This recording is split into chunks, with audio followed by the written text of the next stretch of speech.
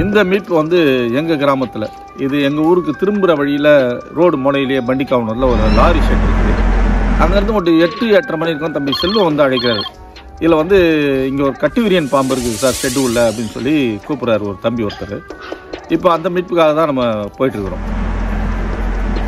எப்போவுமே பாம்பு மீட்புக்கு கட்டுவிரியன் பாம்பு அல்ல வேறு பாம்பு சொல்லுவாங்க. நம்ம அங்கே போய் பார்த்தா அது வேறு பாம்பாக கூட இருக்கும். இப்போ அவங்க கட்டுவிரியன்னு சொல்லியிருக்கிறாங்க. நம்ம அங்கே போய் பார்த்தா தான் அது என்ன பாம்பு அப்படின்னு தெரியும். கையில் பிடிப்பட்ட உடனே தான் அது என்ன பாம்புன்னு நமக்கு தெரியும்.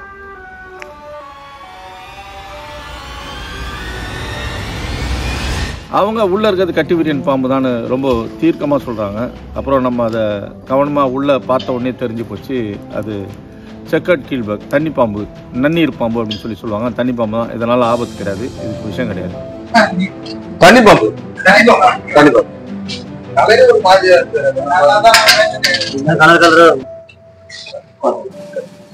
இந்த பாம்பை மீட்கும் போது ஒரு சம்பவம் நடந்தது. அது என்னன்னா,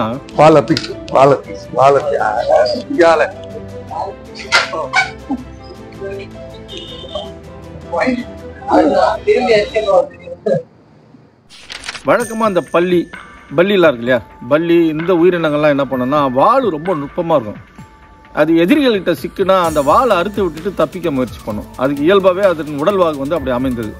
அந்த வகையில் இந்த பாம்பும் அப்படி கிருன்னு சுற்று, சாரப்பாம்பு கூட அப்படி சுற்றும். இப்படி சுற்றி தன்னோட வாழை அறுத்துட்டு தப்பிக்க பார்க்குது. அது ஏற்கனவே காயப்பட்டிருக்கும் போது, அதனால் அந்த வால் கை வச்ச உடனே தனியாக வந்துருச்சு. என்ற போது இந்த பாம்பு வந்து பாதுகாப்பாக மீட்கப்பட்டு பின் பாதுகாப்பாக விடுவிக்கப்பட்டது. ஏன்னா இது நான் விஷயமே இல்லாத ஒரு பாம்பு. தெரியாதா? திரும்ப வாழை சுத்துது பாரு, அது டெக்னிக். அது வாழை அறுத்துக்கோங்க. பல்லி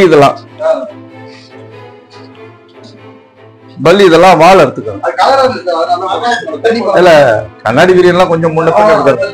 அத முழுக்க தெரியலன்னா